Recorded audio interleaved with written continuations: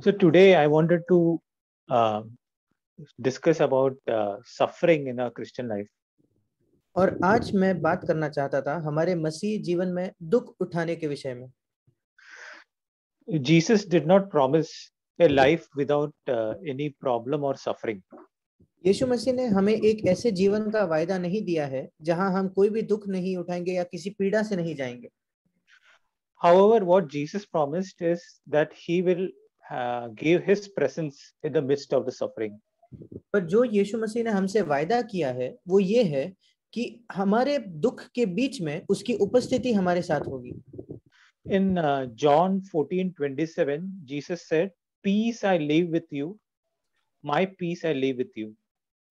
यूहन्ना उसके 14 के 27 में यीशु मसीह ने कहा, मैं तुम्हें शांति दिए जाता हूँ, अपनी शांति तुम्हें देता हूँ। And then Jesus said, "Not as the world gives do I give you. Do not let your heart be troubled, nor be fearful." और फिर यीशु ने कहा, जैसा संसार देता है मैं तुम्हें नहीं देता, तुम्हारा मन व्याकुल न हो और न डरे। So it is not a life where in the midst of trouble we immediately lose our peace. और ये एक ऐसा जीवन नहीं है जहां किसी भी समस्या के बीच में हम तुरंत अपने शांति को खो बैठते हैं। And here it says it is not as the world gives us. और यहाँ ये भी लिखा है कि ये शांति वैसी नहीं जैसे संसार हमें देता है। So the peace which world gives us is dependent on external circumstances. जो शांति ये संसार हमें देती है वो हमारे बाहरी परिस्थितियों पर निर्भर है। As soon as there is some difficulty or some problem, that peace will not endure. जैसे ही कोई मुश्किल है, जैसे ही कोई समस्या है, वो शांति जो है वो रहती नहीं। But when Jesus gives his peace in our hearts, it is not dependent on the circumstances. पर जब यीशु मसीह उसकी शांति हमें देता है तो वो शांति बाहरी परिस्थितियों पर निर्भर नहीं होती। It is also not dependent on just some psychological things which people say. और ये इस पर भी निर्भर नहीं है कि जो कुछ मनोवैज्ञानिक बातें लोग हमें कहते हैं। Nor is it dependent on any of our own positive thinking or anything which we do as in our own mind. ना ही ये हमारे अपने सकारात्मक सोच पर निर्भर है या ऐसा कुछ जो हम अपने ही मन में सोचते हैं। But it is the real presence of the Holy Spirit that gives us peace in the midst of trouble. पर ये पवित्र आत्मा की वास्तविक उपस्थिति है जो हमें सारी समस्याओं के बीच में शांति देती है। And Jesus said in John 14:1, "Do not let your heart be troubled. Believe in God and believe also in me." यीशु मसीह ने यूहन्ना 14:1 में कहा, तुम्हारा मन व्याकुल न हो, परमेश्वर पर विश्वास रखो और मुझ पर भी विश्वास रखो। So there are chances that if we allow the trouble or the things of the world to overtake us, that our hearts and our minds will be in trouble. और इसलिए ये संभव है अगर इस संसार की बातें हमारे मन पर ज्यादा हावी हो जाती है, फिर हमारा मन व्याकुल हो जाएगा। So it is necessary that we should always ask for God's Holy Spirit to give His peace in our hearts. और इसलिए ये जरूरी है कि हम हमेशा परमेश्वर से पवित्र आत्मा को मांगे कि वो हमें उसकी शांति हमारे मनों में दे। So in John 16:6, Jesus said that because I have said these things to you, sorrow has filled your heart. यूहन्ना 16:6 में लिखा है, परंतु मैं जो ये बातें तुमसे कही है इसलिए तुम्हारा मन शोक से भर गया है। But I tell you, it is to your advantage that I go away. For if I do not go away, the helper will not come to you. तो भी मैं तुमसे ये सच कहता हूँ कि मेरा जाना तुम्हारे लिए अच्छा है, क्योंकि यदि मैं ना जाऊं तो वो सहायक तुम्हारे पास न आएगा। So it was a very troubling or a very difficult moment for the disciples there. और ये उन शिष्यों के लिए बहुत ही कठिन, उनको समस्या देने वाला एक समय था। Because Jesus was going away from them. क्योंकि यीशु मसीह उनसे दूर जा रहा था। But Jesus said that I'm not going to leave you alone. तो यीशु मसीह ने उनसे कहा कि मैं तुम्हें अकेला नहीं छोड़ने वाला, but I'm going to send another helper. पर मैं एक और सहायक भेजने वाला हूँ। In some translations, the word helper is as written as comforter. और कुछ अनुवादों में ये सहायक शब्द के जगह सांत्वन देने वाला ये शब्द लिखा है। So the Holy Spirit is not just he helps us in our weaknesses, और इसलिए पवित्र आत्मा सिर्फ हमारे निर्बलताओं में ही हमारी सहायता नहीं करता, but he also comforts us or encourages us when we go through difficulties in our life. पर उसी के साथ वो हमें सांत्वन भी देता है और हमें प्रोत्साहित भी करता है जब हम अपने जीवन में कठिन परिस्थितियों से होकर गुजरते हैं। In John 16:33, यूहन्ना Jesus said, यूहन्ना 16:33 में यीशु ने कहा that these things I have spoken to you so that in me you have peace. मैंने ये बातें तुमसे इसलिए कही है कि तुम्हें मुझ में शांति मिले। In the world you have tribulation, संसार में तुम्हें क्लेश होता है, but take courage, I have overcome the world. परंतु ढाढ़स बांधो, मैंने संसार को जीत लिया है। So what Jesus is saying here is that he has faced all the troubles that can come to us.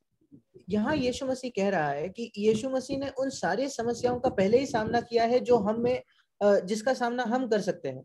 And Jesus has overcome, so we can also overcome. और यीशु मसीह ने उन पर विजय पाया है, इस वजह से हम भी उन पर जयवंत हो सकते हैं। That means in the midst of the troubles, I don't have to live in fear and anxiety and worry. इसका मतलब इन समस्याओं के बीच में मुझे डर और चिंता के साथ रहने की आवश्यकता नहीं। It says in Hebrews chapter 2 verse 10, इब्रानियों की पत्री उसके दूसरे अध्याय के 10वें वचन में लिखा है, for it was fitting for him, for whom are all things and through whom are all things, in bringing many sons to glory, to perfect the author of their salvation through suffering. क्योंकि जिसके लिए सब कुछ है और जिसके द्वारा सब कुछ है, उसे यही अच्छा लगा कि जब वह बहुत से पुत्रों को महिमा में पहुंचाए तो उनके द्वारा उद्धार के कर्ता को दुख उठाने के द्वारा सिद्ध करे। So God planned that Jesus has to go through the school of suffering. और इसलिए परमेश्वर ने ये योजना बनाई कि यीशु मसीह को पीड़ा उठाने की या दुख उठाने के स्कूल से जाना पड़ेगा। And Jesus went through that suffering so that he can help us. और यीशु मसीह उस दुख और उस पीड़ा से इस वजह से गया ताकि वो हमारी सहायता कर सके। So it says in Hebrews chapter 2 verse 17, और इसलिए इब्रानियों 2:17 में लिखा है, therefore he had to be made like his brethren in all things, so that he might become a merciful and faithful high priest in the things pertaining to God, to make a propitiation for the sins of the people. इस कारण उसको चाहिए था कि सब बातों में अपने भाइयों के समान बने, जिससे वो उन बातों में जो परमेश्वर से संबंध रखती है एक दयालु और विश्वास योग्य महायाजक बने, ताकि लोगों के पापों के लिए प्रायश्चित करे। So here it says Jesus is a merciful and faithful high priest. और यहाँ लिखा गया है यीशु मसीह एक दयालु और विश्वास योग्य महायाजक है, Because he has gone through the suffering and he can understand exactly what I am going through. क्योंकि वो भी उन्हीं दुखों से गुजरा है और वो जानता है कि मैं किस बात से गुजर रहा हूँ। And he didn't face those sufferings like God Almighty. और उन दुखों का सामना उसने सर्वशक्तिमान परमेश्वर होने के रूप में नहीं किया। He faced it, it says here, like his brethren. He was made like his brethren when he faced suffering. और यहाँ जैसे लिखा गया है, उसने उन दुखों का सामना इस प्रकार किया जब वो अपने भाइयों के समान बनाया गया था। That's why it says in the next verse, for since he himself was tempted in that he has suffered, he is able to come to the aid of those who are tempted. इसलिए अगले वचन 18वें वचन में लिखा है, क्योंकि जब उसने परीक्षा की दशा में दुख उठाया तो वो उनकी भी सहायता कर सकता है जिनकी परीक्षा होती है। So when we go through the suffering, we should ask the Holy Spirit to show us how Jesus went through the suffering himself. और जब हम इस दुख से होकर गुजरते हैं तो हमें पवित्र आत्मा से मांगना है कि वो हमें ये दिखाए कि कैसे यीशु मसीह भी उन दुखों से होकर गुजरा। So he did not just suffer when he died on the cross. उसने सिर्फ दुख तब नहीं सहा जब वो उस क्रूस पर हमारे लिए मरा। He suffered as a small boy in the midst of his brothers who did not believe in God. He did not believe in him. एक छोटा लड़का होने के नाते उसने अपने भाइयों के हाथ से दुख सहा जो उस पर विश्वास नहीं करते थे। He suffered as a young person who had to work in the carpenter shop to take care of a big family. उसने एक जवान व्यक्ति होने के नाते दुख सहा जिसको एक बढ़ाई के दुकान पर काम करना पड़ा और एक बड़े परिवार के लिए उसको प्रावधान करना पड़ा। Most probably his father had died, and because we don't hear of him later. और ये भी संभव है कि उसके पिता की मृत्यु हो गई थी क्योंकि हम उनके बारे में आगे नहीं सुनते। And that whole burden of feeding his family and everything, we know when somebody poor has to feed the whole family, such a burden falls on the eldest son. और उसके परिवार के लिए गुजारा करने का जो पूरा भार था वो उस पर पड़ा। हम जानते हैं कि किसी गरीब व्यक्ति को जब उसके परिवार के लिए कमाना पड़ता है तो वो पूरा जो भार होता है वो सबसे बड़े लड़के पर आता है। And that Jesus underwent all those sufferings, which is not mentioned in the Bible. और यीशु मसीह ने इन सारे दुखों को उठाया और ये सारी बातें बाइबल में नहीं लिखी गई है। But when we ask the Holy Spirit to tell us when we face any suffering, to show us what will the attitude of Jesus be in the midst of this suffering. पर जब हम पवित्र आत्मा से कहते हैं कि प्रभु इस परिस्थिति के अंदर, इस दुख के अंदर यीशु मसीह का क्या मनोभाव या क्या रवैया हुआ होगा, and that Holy Spirit will help us and show us to help us to have that same attitude. और पवित्र आत्मा हमारी सहायता करेगा कि हम भी वही रवैया अपनाएं।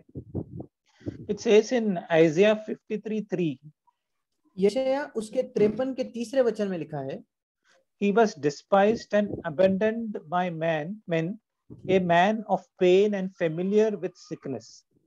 वो तुच्छ जाना जाता और मनुष्यों का त्यागा हुआ था, वो दुखी पुरुष था, रोग से उसकी जान पहचान थी। So he was somebody who also suffered pain and sickness in his life. It's not somebody who did not know sickness. और वो ऐसा भी व्यक्ति था जिसने दर्द और रोग या बीमारी को अपने जीवन में देखा था। वो ऐसा व्यक्ति नहीं था जिसने कभी बीमारी नहीं महसूस की है। And that is why he had to undergo everything that we undergo as a human being. और इसलिए उसको उन सारी बातों से होकर गुजरना था जिसको हम जो मनुष्य होते हैं जिन बातों का सामना करते हैं। And that is why we can come to him and he can understand us.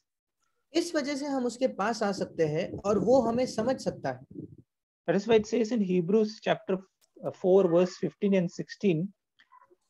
इसी वजह से इब्रानियों 4 उसके 15-16 में लिखा है, For we do not have a high priest who cannot sympathize with our weaknesses, but one who has been tempted in all things as we are, yet without sin.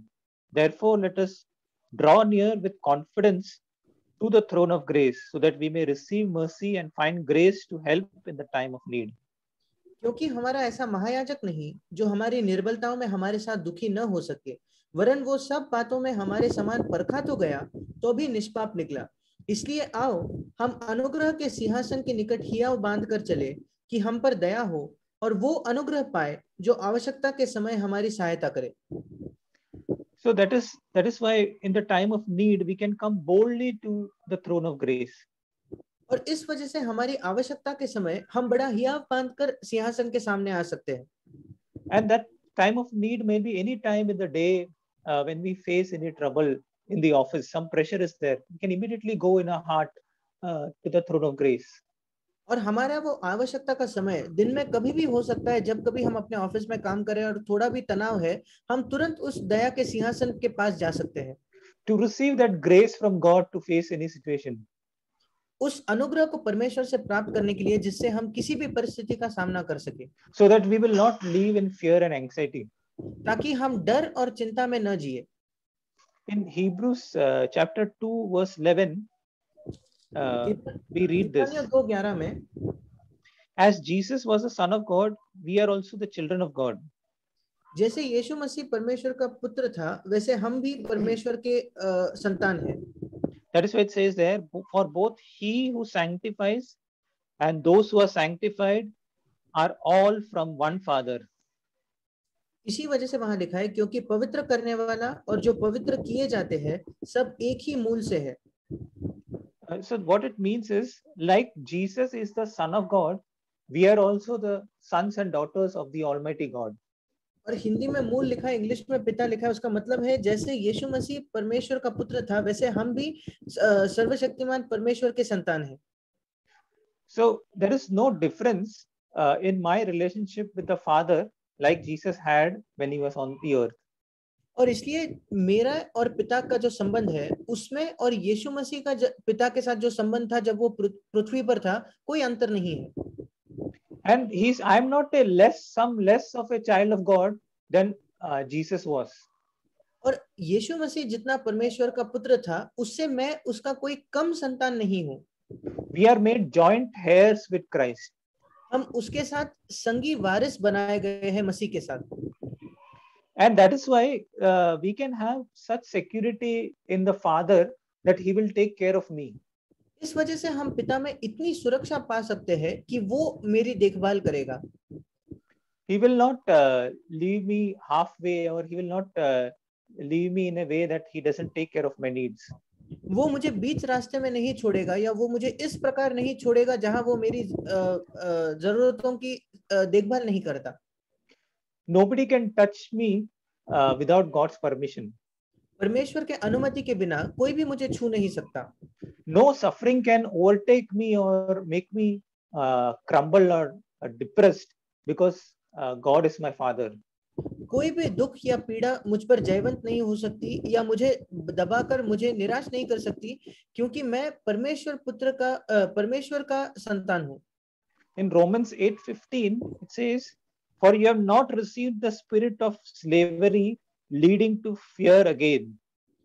Romeo 8:15 में लिखा है, क्योंकि तुमको दासत्व की आत्मा नहीं मिली कि फिर भयभीत हो, But you have received the spirit of adoption as son, by which we cry, Abba, Father. परंतु ले पालकपन की आत्मा मिली है, जिससे हम हे अब्बा, हे पिता कहकर पुकारते हैं। The Spirit Himself testifies with our spirit that we are children of God. आत्मा आप ही हमारी आत्मा के साथ गवाही देता है कि हम परमेश्वर की संतान हैं। And if children, heirs also, heirs of God and fellow heirs with Christ. और यदि संतान है तो वारिस भी, वरन परमेश्वर के वारिस और मसीह के संगी वारिस है। If indeed we suffer with Him, so that we may also be glorified with Him. कि जब हम उसके साथ दुख उठाए तो उसके साथ महिमा भी पाए। So that is the comfort we receive of the Holy Spirit, that we are children of God. और ये एक सांत्वना है जो हम पवित्र आत्मा से पाते हैं कि हम परमेश्वर के पुत्र हैं। That we can sit on God's lap as a 2-year-old child. कि हम परमेश्वर की गोद में उस प्रकार बैठ सकते हैं जैसे एक 2 साल का बच्चा बैठता है। And we can just pour out our heart to Him, and He just smiles at us. और हम अपने हृदय को उसके सामने रख सकते हैं और वो हमारी ओर देखकर मुस्कुराता है। And that is the confidence we have as His children. और उसके बच्चे होने के नाते ये हियाव है हमारे पास। We are not living as being afraid of God, that we cannot approach Him. हम इस प्रकार नहीं जीते कि हम परमेश्वर से डरते हैं, उसके सामने जाने के लिए हम डरते हैं। And we are not looking at God as somebody who is against us. और हम परमेश्वर को इस निगाह से नहीं देखते कि वो ऐसा कोई है जो हमारे विरुद्ध है। He is there for us. वो हमारे लिए है। He did not spare His only Son. How will He not also give us all things? उसने हमारे लिए अपने इकलौते पुत्र को भी न रख छोड़ा, तो वो उसके साथ हमें बाकी और बातें क्यों न देगा। So this Holy Spirit within us helps us to know that God is my Father. और ये जो पवित्र आत्मा हमारे अंदर है, वो हमारी सहायता करता है कि हम ये जाने कि परमेश्वर हमारा पिता है। And that drives away the spirit of slavery and fear. और वो हमारे बीच से दासत्व और डर की आत्मा को भगाता है। In 1 Corinthians 10:13 we read this. पहला कुरिन्थियों 10 उसके 13 में हम पढ़ते हैं। It says, "No temptation has overtaken you, but such as is common to man. But God is faithful, will not allow you to be tempted beyond what you are able." तुम किसी ऐसी परीक्षा में नहीं पड़े जो मनुष्य के सहने के बाहर है। परमेश्वर सच्चा है और वह तुम्हें सामर्थ से बाहर परीक्षा में न पड़ने देगा, वरन परीक्षा के साथ निकास भी करेगा कि तुम सह सको। Yeah, it says, "But with the temptation will provide a way of escape also, so that you will be able to endure it." वो परीक्षा के साथ निकास भी करेगा कि तुम सह सको। So if we believe this promise, our heart will not be overcome by anxiety. और अगर हम इस वायदे पर भरोसा रखते हैं, विश्वास करते हैं, तो हमारे हृदय चिंता से नहीं भर जाएंगे। In verse 10 it says the children of Israel grumbled in the wilderness. 10वें वचन में लिखा है कि इस्राएली लोगों ने उस जंगल में कुड़कुड़ाहट की। So if we believe in this promise, we don't need to grumble and complain all the time.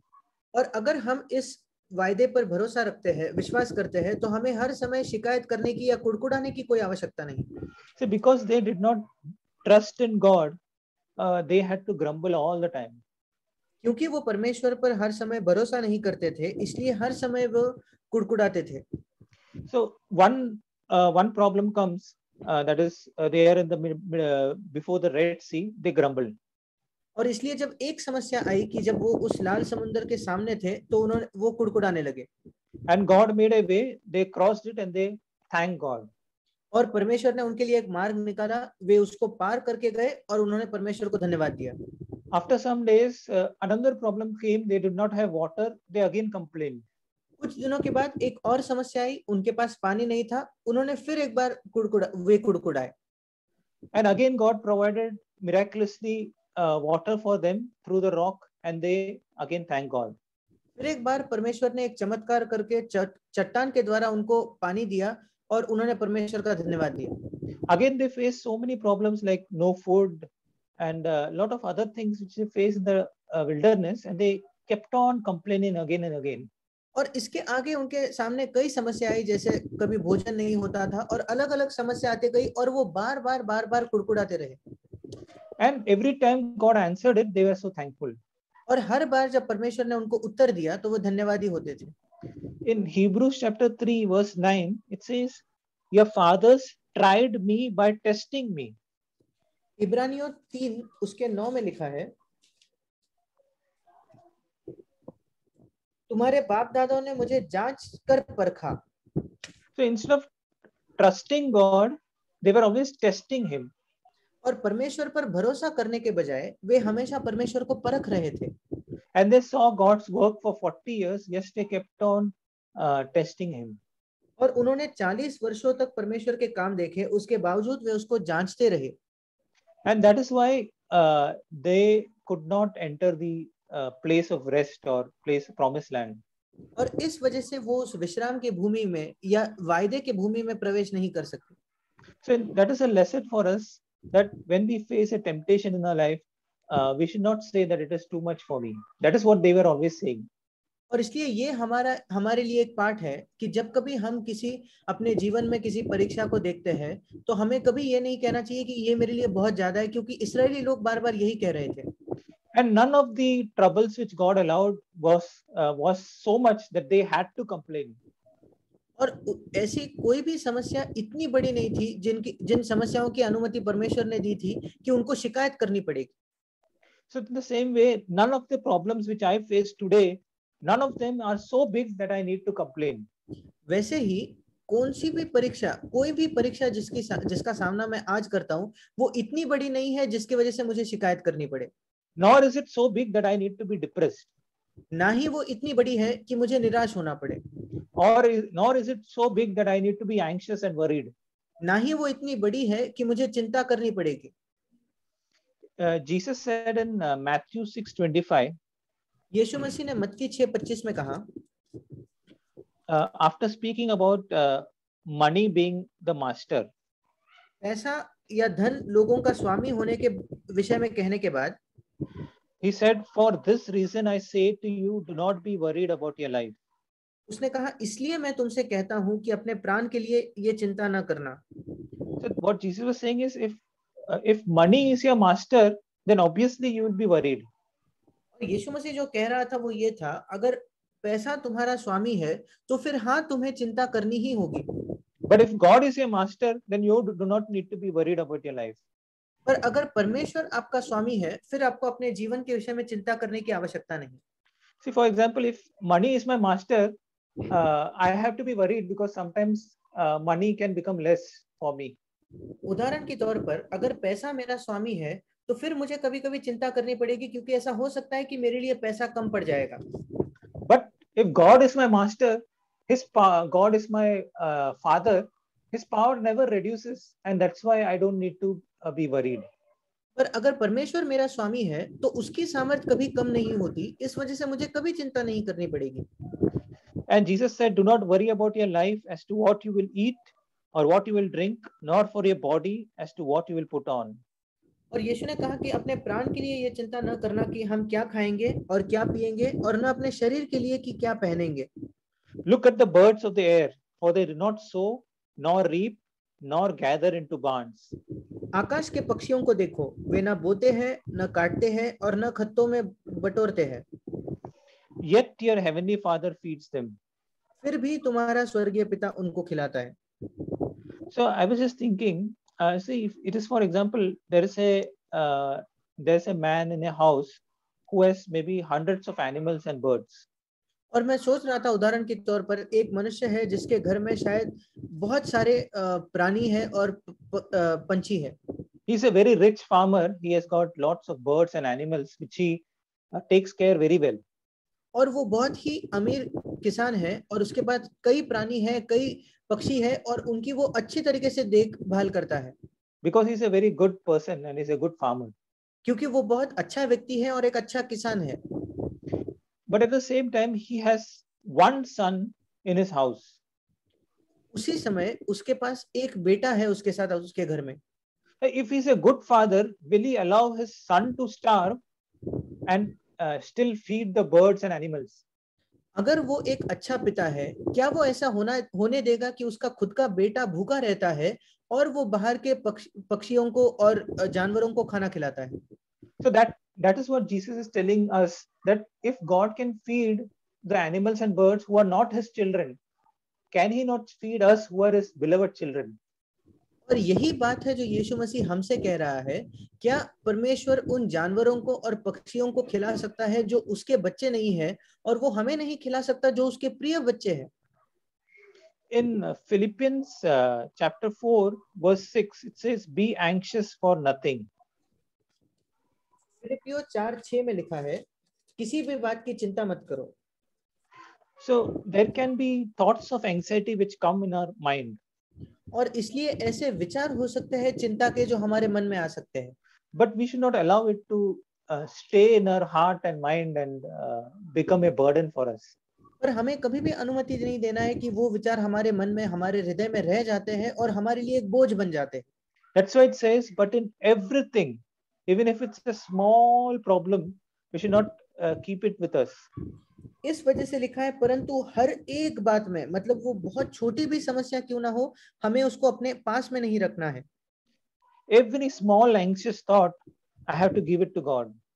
हर एक छोटी चिंता का विचार मुझे उसको परमेश्वर को देना है। Suppose I'm anxious about how to speak in some meeting or some very small things. I don't know whether I will remember this or something like that. Just give it to God.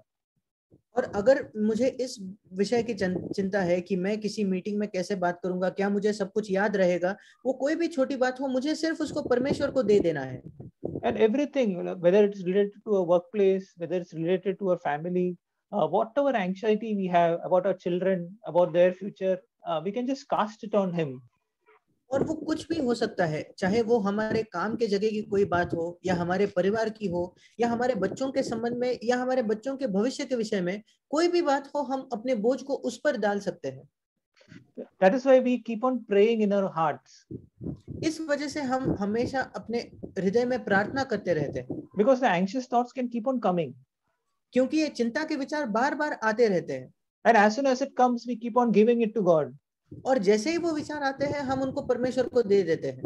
And it says, in everything by prayer and supplication with thanksgiving, let your requests be made known to God. और ऐसा लिखा है, परंतु हर एक बात में तुम्हारे निवेदन प्रार्थना और विनती के द्वारा धन्यवाद के साथ परमेश्वर के सम्मुख उपस्थित किए जाए। And it says with thanksgiving. और वहां ये भी लिखा है धन्यवाद के साथ। So one important thing we need to do is we need to remember how God has led us in the past. और एक जरूरी बात है जो हमें करनी है कि हमें ये देखना है कि परमेश्वर ने हमें बीते काल में किस प्रकार चलाया है। So recently I have facing something in my office and I was getting anxious. और हाल ही में मेरे ऑफिस में कुछ बातों का मैं सामना कर रहा था और उस वजह से मैं चिंतित हो रहा था. And God told me that you have been working for some years now, maybe 18 years I've been working. और परमेश्वर ने मुझसे कहा कि तुम अब कुछ सालों से या 18 सालों से वहां काम कर रहे हो. And did I ever let you down in those 18 years? क्या इन 18 वर्षों में मैंने तुम्हें कभी निराश किया है? When I thought about that, that automatically gave a sense of peace in my heart that God will not let me down. और जब मैंने उसके विषय में सोचा, अपने आप मेरे मन में उस बात ने एक ऐसी शांति लाई कि परमेश्वर मुझे इस बार भी निराश नहीं करेगा. That is why we come not only with supplication and prayer, but also with thanksgiving. इस वजह से हम परमेश्वर के पास सिर्फ निवेदन और प्रार्थना के साथ ही नहीं, बल्कि धन्यवाद के साथ भी आते हैं. Because He has heard hundreds of our prayers before. क्योंकि उसने हमारे इसके पहले हमारे 100 से भी अधिक प्रार्थनाओं को सुना है. And we are confident that He will also answer this prayer. और हमें इस बात के विषय में हियाव है कि वो हमारे इस प्रार्थना का भी उत्तर देगा. And what will happen is, the next verse says, and the peace of God, which surpasses all comprehension will guard our hearts and minds in Christ Jesus. और क्या होगा वो अगले वचन में लिखा है, तब परमेश्वर की शांति जो सारी समझ से परे है तुम्हारे हृदय और तुम्हारे विचारों को मसीह यीशु में सुरक्षित रखेगी. So our hearts and our minds will be guarded in the peace of God. और हमारे मन और हमारे हृदय जो है वो परमेश्वर के शांति में सुरक्षित किए जाएंगे. So that is the best way to protect ourselves from all these fears and anxiety. और ये सबसे अच्छा तरीका है अपने आप को सुरक्षित करने से इन सारे डरों से और चिंताओं से. Instead of going to somebody or going to some psychologist or somebody, God's word gives us this solution. इसके बजाय कि हम किसी के पास जाए या किसी मनोवैज्ञानिक के पास जाए, परमेश्वर का वचन है जो हमें इन बातों का हल देता है. That we can keep our minds and hearts in total peace in Christ Jesus. कि हम अपने विचारों, मनों और हृदय को सिद्ध शांति में रख सकते हैं यीशु मसीह में. And He is the one who has created our minds and hearts, and He knows how to keep it. और वही है जिसने हमारे मनों को और हमारे हृदयों को बनाया है और वो जानता है उसको कैसे सुरक्षित रखे. In 1 Peter chapter 5 verse 6 and 7 it says, पहला पत्रस 5 उसके 6 और 7 में लिखा है, therefore humble yourself under the mighty hand of God, that He may exalt you at the proper time. इसलिए परमेश्वर के बलवंत हाथ के नीचे दीनता से रहो, जिससे वह तुम्हें उचित समय पर बढ़ाए. Casting all your anxiety on Him because He cares for you. अपनी सारी चिंता उसी पर डाल दो क्योंकि उसको तुम्हारा ध्यान है. Be of sober spirit, be on the alert. Your adversary, the devil, prowls around like a roaring lion, seeking someone to devour. 8वां वचन, सचेत हो और जागते रहो क्योंकि तुम्हारा विरोधी शैतान गरजने वाले सिंह के समान इस खोज में रहता है कि किसको फाड़ खाए. So it says here that we have to humble ourselves under the mighty hand of God. और इसलिए यहाँ लिखा है कि हमें अपने आप को परमेश्वर के बलवंत हाथ के नीचे नम्र करना है. So that means there are many things in our lives which we have no control about. इसका मतलब हमारे जीवन में ऐसी कई बातें हैं जिन पर हमारा कोई नियंत्रण नहीं है. Suppose I have got somebody who is very tough in my office. समझो मेरे पास ऐसा कोई व्यक्ति है मेरे ऑफिस में जो बहुत ही कठोर व्यक्ति है. Or have lost some loved one in my life. या किसी प्रिय व्यक्ति को मैंने अपने जीवन में खोया है. Or some sickness has come and it's not recovering very fast. या कोई बीमारी मुझे हो गई है जिससे जल्दी मैं चंगा नहीं हो रहा. And whatever the situation is, there is a mighty hand of God which is over those situations. और कोई भी परिस्थिति क्यों ना हो, ऐसा परमेश्वर का बलवंत हाथ है जो उन परिस्थितियों के ऊपर है. And it is not just a mighty hand, it is also a loving hand. और ये सिर्फ बलवंत हाथ ही नहीं, वो एक प्रेमी हाथ भी है. Therefore we can gladly and very joyfully humble ourselves under that hand. और इसलिए हम खुशी से और बड़े आनंद के साथ उस हाथ के नीचे अपने आप को नम्र कर सकते हैं. That He will exalt us at the proper time. कि वो हमें उचित समय पर ऊंचा करे. And it says, casting all your anxiety on him, for he cares for you. और ऐसा लिखा है कि अपनी सारी चिंता उसी पर डाल दो क्योंकि उसको तुम्हारा ध्यान है. And also we have an adversary. और इसी के साथ हमारा एक विरोधी भी है. So the devil is always looking at opportunities to make us fearful and anxious. और शैतान हमेशा ऐसे मौकों को खोजता रहता है कि वो हमें डराए और वो हमें चिंता में ले आए. But it says here, but resist him firm in your faith. और ऐसा लिखा है कि अपने विश्वास में स्थिर होकर हमें उसका विरोध करना है, दृढ़ होकर. Now, in one place it says that we have to take the shield of faith to quench the fiery darts of the evil one. और एक जगह ये भी लिखा है कि हमें उस विश्वास के उस शील्ड को उठाना है ताकि उसके सारे जो हथियार है उसके खिलाफ हम उसका इस्तेमाल करें. So we should not allow those thoughts, the fiery darts of the evil one, to come and dwell in our thoughts.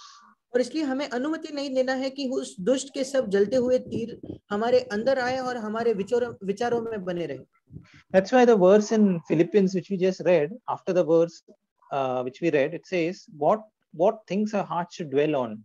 और इसी वजह से फिलिपियों की पत्री में जो वचन हमने पढ़े उसके तुरंत बाद का वचन हमें बताता है कि किन विचारों पर हमें सोचना चाहिए. It says finally whatever is true, whatever is honorable, whatever is right, whatever is pure, whatever is lovely, whatever is of good repute, is if there is any excellence and if anything worthy of praise, dwell on those things.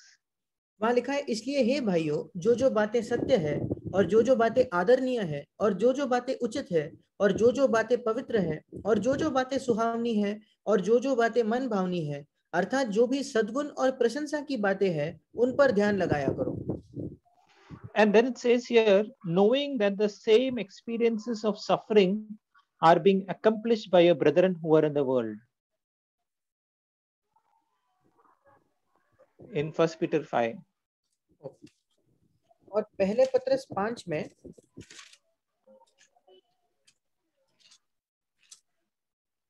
ये जानकर, 9वां वचन, ये जानकर उसका सामना करो कि तुम्हारे भाई जो संसार में है ऐसे ही दुख सह रहे हैं. So this is something which we should know about. और ये एक ऐसी बात है जिसके विषय में हमें जानना है. That is, it's not that I am only suffering and I just need to be in a state of self pity all the time. और ऐसा नहीं कि मैं दुख उठा रहा हूँ इसलिए हर समय मैं अपने आप पर तरस खाता रहता हूँ. But there are other people who are suffering whom I need to go and encourage. पर बाकी लोग हैं जो दुख उठा रहे हैं जिनको जाकर मुझे प्रोत्साहित करना है. And that is what it says, that knowing that others are also going through the suffering. और यही लिखा है, ये जानकर कि दूसरे भी संसार में ऐसा ही दुख सह रहे हैं. So when I go and encourage my brother, then I will be encouraged myself. और जब मैं जाकर अपने भाई को प्रोत्साहित करूंगा तो मैं खुद भी प्रोत्साहन पाऊंगा. So even when I am tempted to be discouraged, at that in my struggle, if I go and encourage my brother, God will ensure that I am encouraged. और इसलिए जब मैं प्रलोभित होता हूं कि मैं निराश होता हूं, पर मेरे संघर्षों में भी मैं जाकर किसी और को प्रोत्साहित करता हूं, तो परमेश्वर ये बात को सुनिश्चित करेगा कि मैं खुद भी प्रोत्साहन पाऊं. In Hebrews there is a verse, it says that take care, brethren, lest there be any one of you an evil unbelieving heart. और इब्रानियों में एक ऐसा वचन है कि हमें, हे भाइयों, चौकस रहो कि तुम में से ऐसा बुरा और अविश्वासी मन न हो. And the next verse is, therefore encourage one another so that no one will be hardened by the deceitfulness of sin. और अगला वचन कहता है कि हर दिन एक दूसरे को समझाते रहो, इंग्लिश में लिखा है प्रोत्साहित करते रहो, कि ऐसा ना हो कि तुम में से कोई जन पाप के छल में आकर कठोर हो जाए. So in order to prevent myself from having an unbelieving heart, और एक अविश्वासी मन होने से अपने आप को बचाने के लिए, one way is to go and encourage my brothers. I encourage my brothers. उसका एक तरीका है कि मैं जाकर अपने भाइयों को प्रोत्साहित करता हूँ. And it says in Proverbs, there's a verse that he who waters others, God will water him. और नीति वचन में एक ऐसा वचन है कि जो दूसरों पर पानी छिड़कता है उसको खुद परमेश्वर उस पर पानी डालेगा. And that is what I wanted to share this morning, that there is a purpose of achieving something in the suffering. और वही मैं आज बांटना चाहता था कि एक उद्देश्य है जिसको हम पा सकते हैं इन सारे दुखों में से. Because it says in the verse in First Peter chapter 5, the verse following, it says, after you have suffered a little while, the God of grace who has called you to his eternal glory in Christ.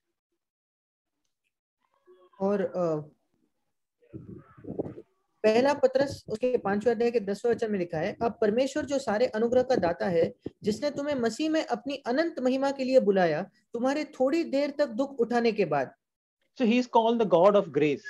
और उसको अनुग्रह का परमेश्वर कहा गया है. So when I'm suffering, I have to remember that I have a God of grace who will help me. और इसलिए जब मैं दुख उठाता हूँ, मुझे याद रखना है कि मेरे पास एक अनुग्रह का परमेश्वर है जो मेरी सहायता करने वाला है. And it says that he will himself perfect, confirm, strengthen and establish you. और वहां लिखा है कि वो आप ही तुम्हें सिद्ध और स्थिर और बलवंत करेगा. To him be dominion forever and ever. Amen. उसी का साम्राज्य युगान युग रहे. आमीन. Amen. आमीन.